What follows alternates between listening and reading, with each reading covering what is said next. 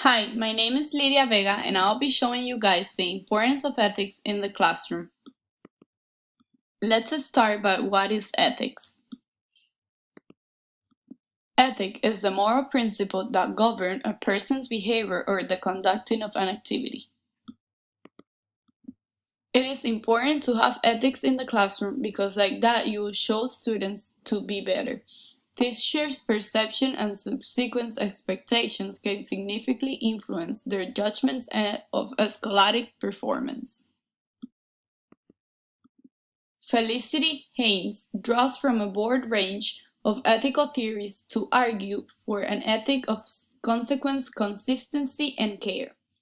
By this being said, it means that every teacher should care for the ethics and think about the consequence of using ethics in the classroom. For example, if you use good manners with your students, they will answer the same way. If you're careful and care for them, they will share the same feelings for you. On the opposite side, if you're rude and don't care at all, they will also share the same feeling for you. It's all about how you use your ethics skills. Whatever you give to your students, you will receive it back. Robert Nash explains how three moral languages, rule and principles, character and basic beliefs can be brought to bear on ethical issues and professional practices. Sometimes teachers might let their beliefs impact in the ethic at the classroom.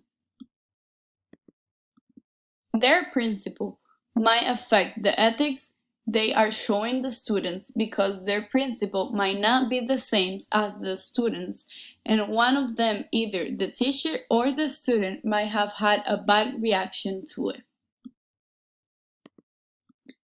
Ethics can be impacted by many reasons in the classroom, but teachers need to learn how to overcome those difficulties. Ethics is important to be able to keep a balanced classroom and show students more moral. Teachers should never stop using their ethics just because the student has a different religion or belief. It's important to keep the ethics always because like that the teaching world can be more professional. Schools should make sure multicultural perspectives are incorporated into all aspects of the school life by promoting diversity as a positive learning experience, incorporating multicultural perspectives across all learning domains, incorporating multicultural anti-racism and human rights perspectives in school policies and practices, enhancing teachers and students into their actual understanding and cross-cultural communication skills. A school should have ethics in front of everything. A school should respect everybody's opinions. Teachers should not care about the belief or religion of the students. It is also important to show some respect to one another. A student should show respect to their peers and to their teachers. Teachers should always teach students to respect one another. A crucial role of teachers, as such as the teaching profession, is to, together with parents and family, help students on their path from potential to full moral agents, which also means that they help children and youth in development awareness of those times when respect and appreciation towards men depends to a large extent on his or her belief and actions. It is important to teach students about every subject there is. In order to increase opportunities for all students to achieve academic success, we have to teach about gender and sexual diversity, an effort that can be done in many kind of classes, not just health classes.